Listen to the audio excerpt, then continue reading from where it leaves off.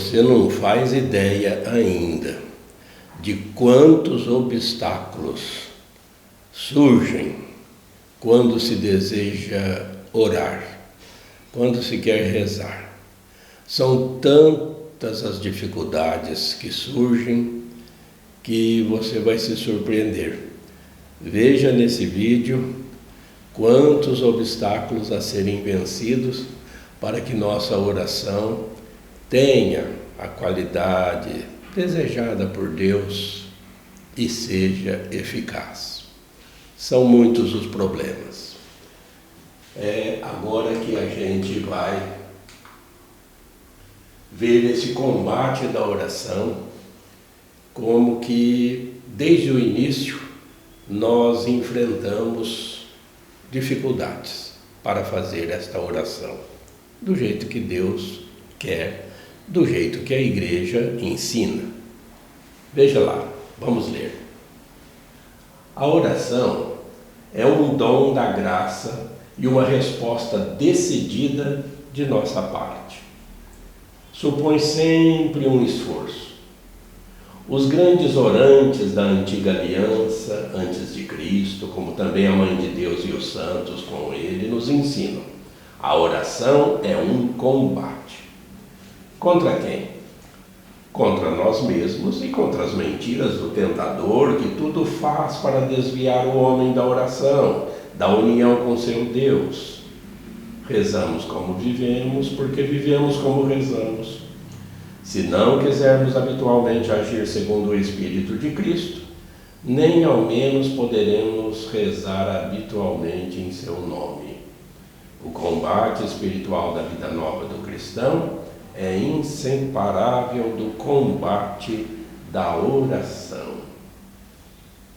Que a oração é um dom da graça, a graça que nos vem de Deus, isso nós sabemos.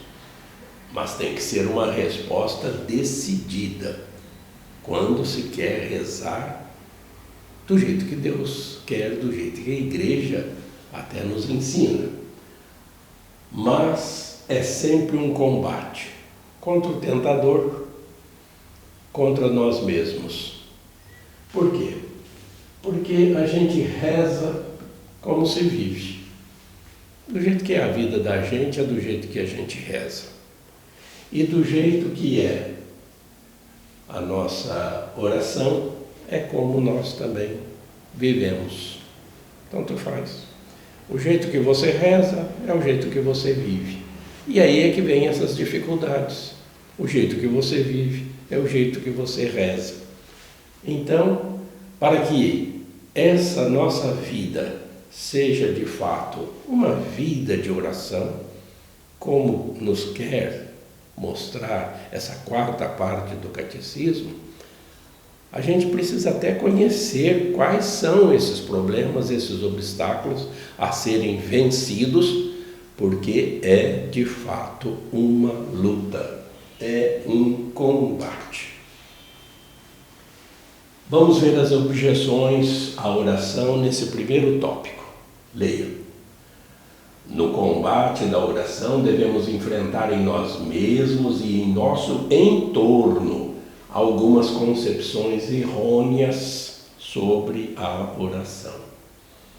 Alguns veem nela uma simples operação psicológica, outros um esforço de concentração para se chegar ao vazio mental.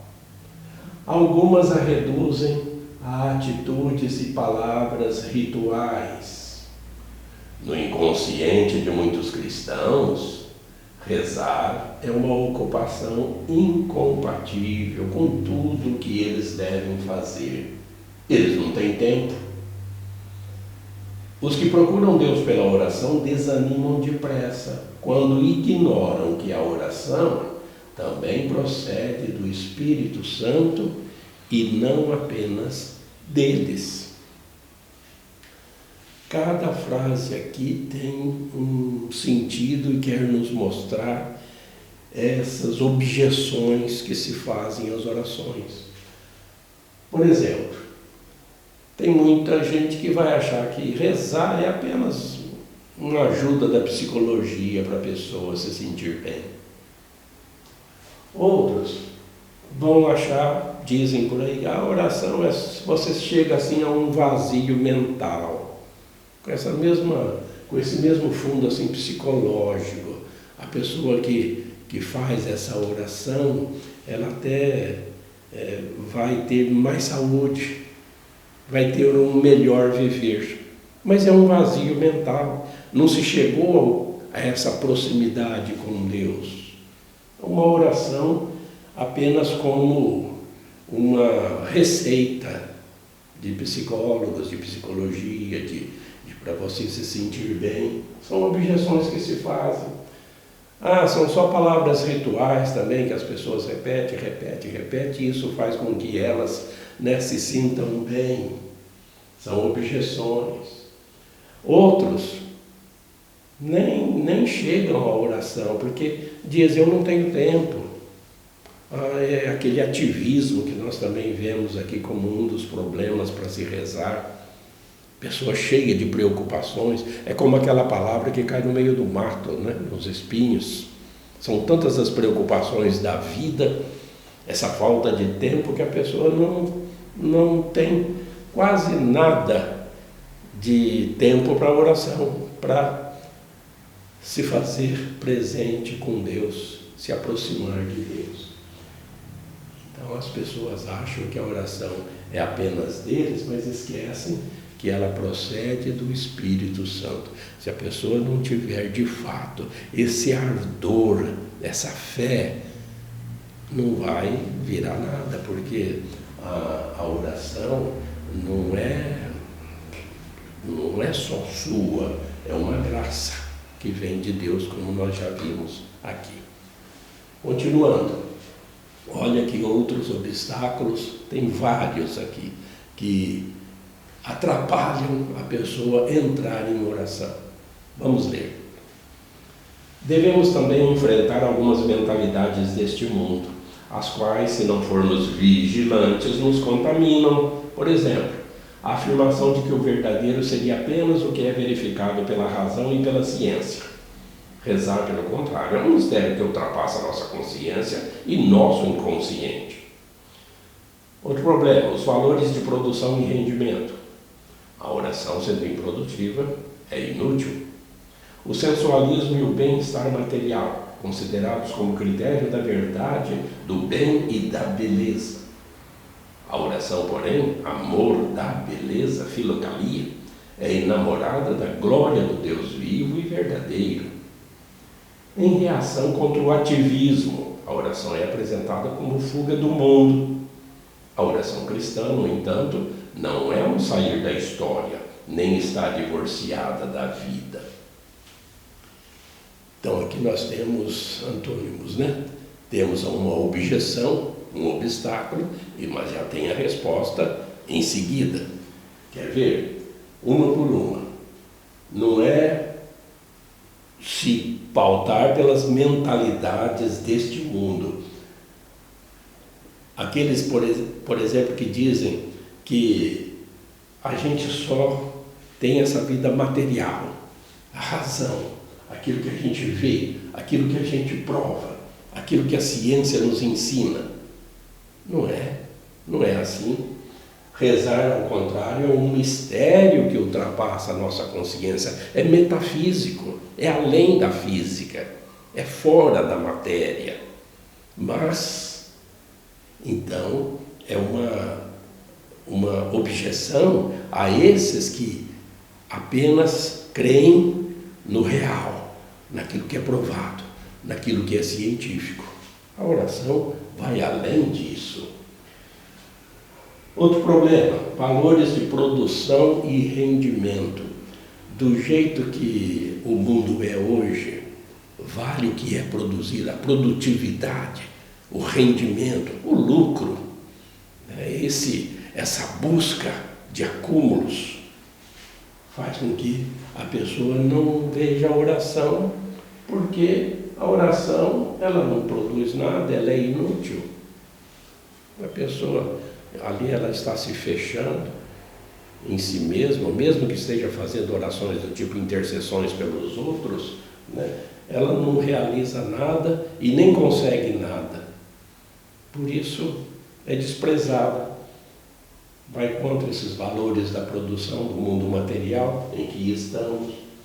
Sensualismo e bem-estar material, considerados como critério da verdade, do bem e da beleza. Ou seja, os sentidos. O que a oração faz nesse ponto? Também é vazia. Não vai produzir nada nesse bem-estar, nessa glória de si mesmo que a pessoa quer ter. A resposta vem em seguida. Filocalia. Calia significa beleza. Por exemplo, caligrafia, né? Letras bonitas, letras bem escritas, bem desenhadas, caligrafia, escrita bonita, beleza. Quem que é a suma beleza? É Deus.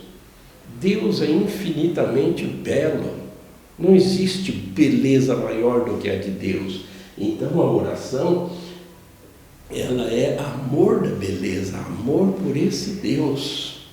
Não é simplesmente uma coisa sensual ou de bem-estar material. Outra objeção, ativismo. Ativismo, essas pessoas ativas demais, elas acham que rezar é perda de tempo, é fuga do mundo. A pessoa, ela se aliena, mas a resposta está aqui. A oração não é sair da história, nem está divorciada da vida. Cuidado sempre com essas objeções, com esses obstáculos que todos enfrentam quando querem orar. Mas tem mais combates que devemos travar. Leia aí. Enfim, nosso combate deve enfrentar aquilo que sentimos como nossos fracassos na oração. Desânimo diante de nossa aridez, tristeza por não ter dado tudo ao Senhor, por termos muitos bens, decepção por não sermos atendidos segundo nossa vontade própria, insulto ao nosso orgulho, o qual não aceita a nossa indignidade de pecadores, alergia à gratuidade da oração, etc, etc. A conclusão é sempre a mesma. Para que rezar? Para superar esses obstáculos. É preciso lutar para obter a humildade, a confiança, a perseverança. Veja aqui então quantas dificuldades precisamos enfrentar. Por isso que esse tópico tem aí o título Combate à Oração.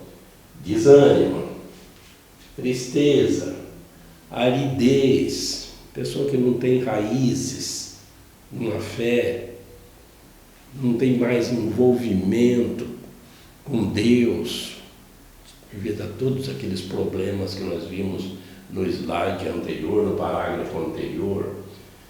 Pessoas que não se reconhecem pecadoras, às vezes já se acham santas, já se acham salvas. Então, a pergunta vem: para que rezar? Para obter humildade, confiança, perseverança. Como nós vamos ver, nós dependemos de Jesus Cristo. Nós já vamos ver isso. O tópico 2, a humilde vigilância do coração. Vigiai e orai, é um mandamento. Vigiai e orai, para não cairdes em tentação. Ou então vigiai e orai, porque não sabeis o dia nem a hora. É o hoje. A gente não vive em função do amanhã. E é errado também ficar sempre sepultados no passado. Não, o hoje é conversão, o hoje é movimento para Deus. E é isso que nós também temos que ver agora. Leia aí. Diante das dificuldades da oração que nós vimos, A dificuldade comum de nossa oração é a distração. Esta pode se referir às palavras ou ao seu sentido na oração vocal. Pode, porém, se referir mais profundamente àquele a quem oramos, na oração vocal, litúrgica ou pessoal, na meditação e na oração contemplativa. Perseguir obsessivamente as distrações seria cair em suas armadilhas, já que é suficiente voltar ao nosso coração. Uma distração nos revela aquilo a que estamos amarrados. Essa tomada de consciência humilde diante do Senhor deve despertar nosso amor preferencial por Ele, oferecendo-lhe resolutamente nosso coração para que Ele o purifique. Aí se situa o combate. A escolha do Senhor a quem servir. Distração. Que problema, né? Distração. Distração nas palavras. Você está pronunciando palavras, nem está prestando atenção nelas. Distração dos sentidos. Você está fazendo gestos ou vivendo, algum tipo de oração, principalmente a oração vocal, e também está distraído.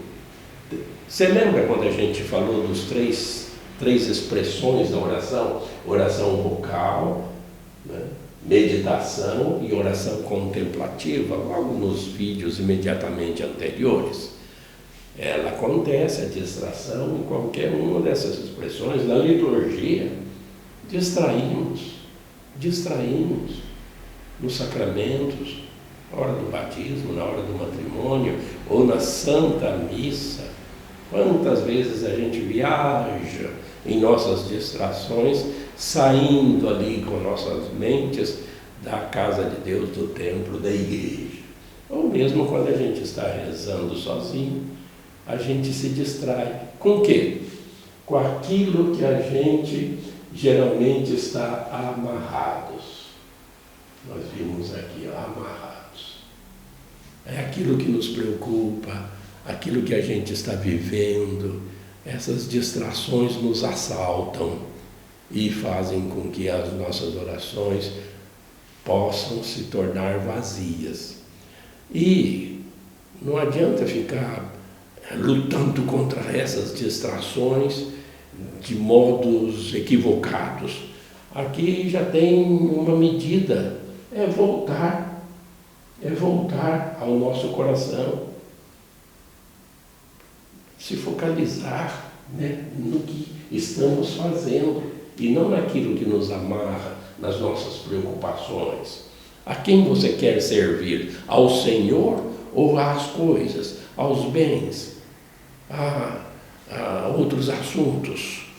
É isso, voltar àquilo que é próprio. Você está ali agora para isso, para conversar com Deus, seja do tipo que for a expressão da oração, vocal ou contemplativa ou na meditação. Continuando, mais 2 parágrafos. Positivamente, o combate contra nosso eu possessivo e dominador é a vigilância, a sobriedade do coração. Quando Jesus insiste na vigilância, ela está sempre relacionada com Ele, com sua vinda, com o último dia e com cada dia. Hoje, o esposo vem no meio da noite, a luz que não deve ser extinta é a da fé. Meu coração se lembra de ti, buscar minha face. Salmo 27. Outra dificuldade, especialmente para aqueles que querem sinceramente orar, é a aridez. Esta acontece na oração quando o coração está desanimado, sem gosto com relação aos pensamentos, às lembranças, aos sentimentos, mesmo espirituais. É o momento da fé pura que se mantém fielmente com Jesus na agonia e no túmulo. Se o grão de trigo que cai na terra não morre, fica só, mas se morre, produz muito fruto. João 12. Se a aridez é causada pela falta de raiz, porque a palavra caiu sobre as pedras, o combate entra no campo da conversão. São dois assuntos principais aqui nesses parágrafos. Primeiramente, a vigilância. Estar sempre pronto para Deus, sempre com Deus, no hoje. Não é no amanhã, não é no ontem, os problemas, você não sabe o quanto que eu já sofri, você não sabe o quanto que eu já passei nessa vida. Não se fica vivendo assim no passado, né? É o hoje o importante, estar com Deus, dia e noite, hoje. E nesse outro parágrafo, você precisa ter essa raiz, essa fé, a rocha que é Deus, porque senão você se torna um terreno pedregoso, né? Essa aridez em que a palavra que cai em você não vai produzir frutos, né? Ela precisa cair num terreno fértil, como aquela parábola que Jesus nos conta da semeadura, né? Do semeador. Uma parte cai só na terra, da terra boa, que é assim que tem que ser o seu coração. Se você não estiver assim, você precisa converter-se. A palavra diária também na nossa vida é essa, conversão, para que essa terra seja sempre frutuosa. Diante das tentações na oração, como agir? Vamos ler.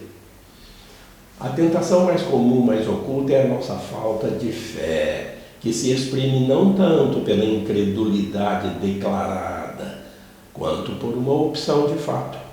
Quando começamos a orar, 1000 trabalhos ou cuidados julgados urgentes apresentam-se como prioritários. De novo, é o momento da verdade do coração e de seu amor preferencial.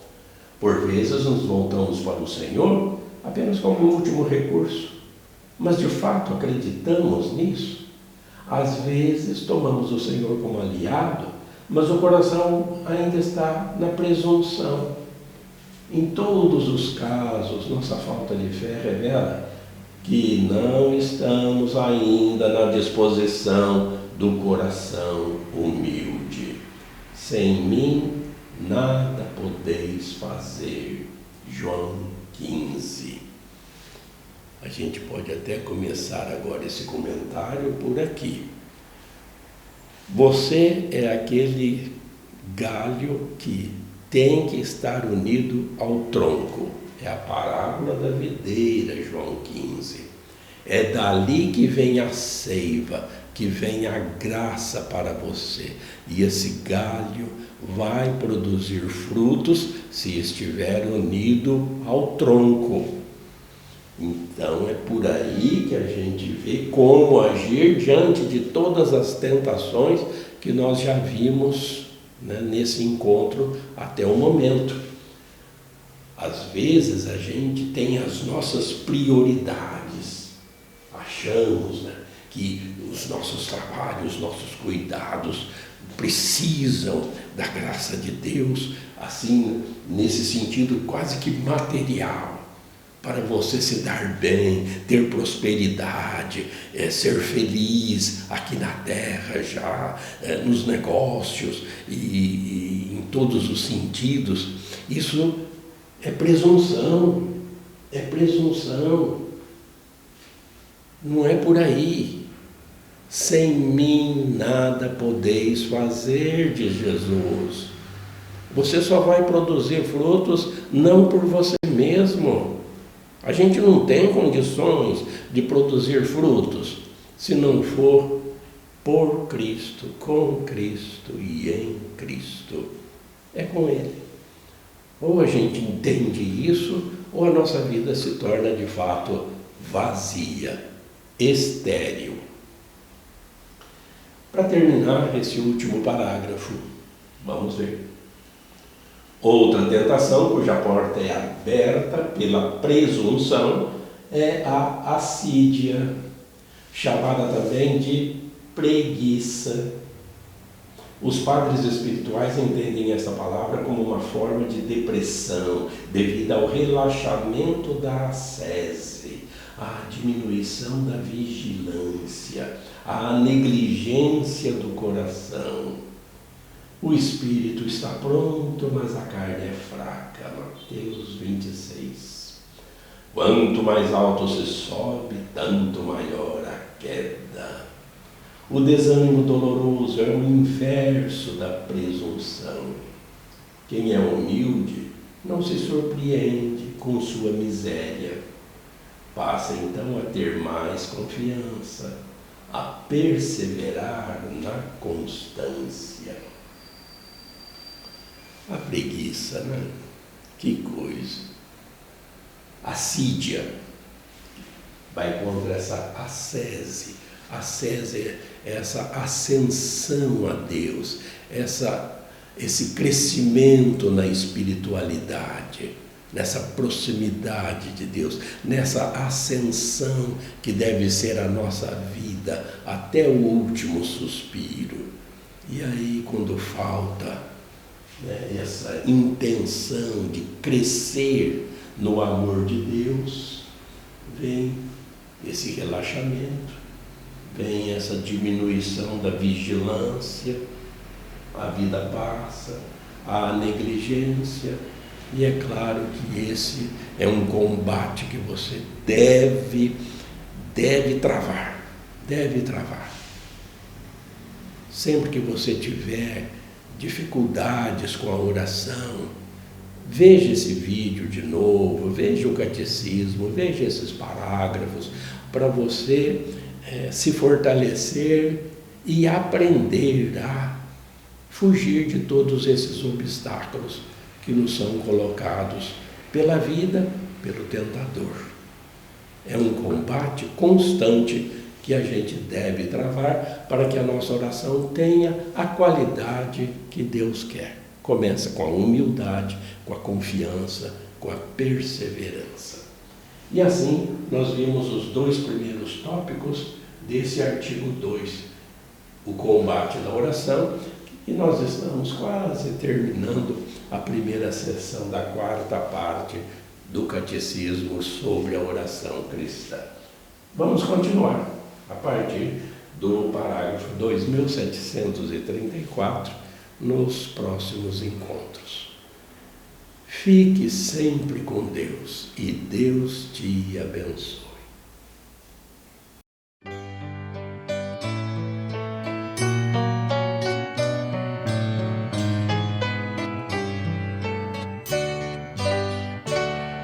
A fé é compromisso que é preciso repartir.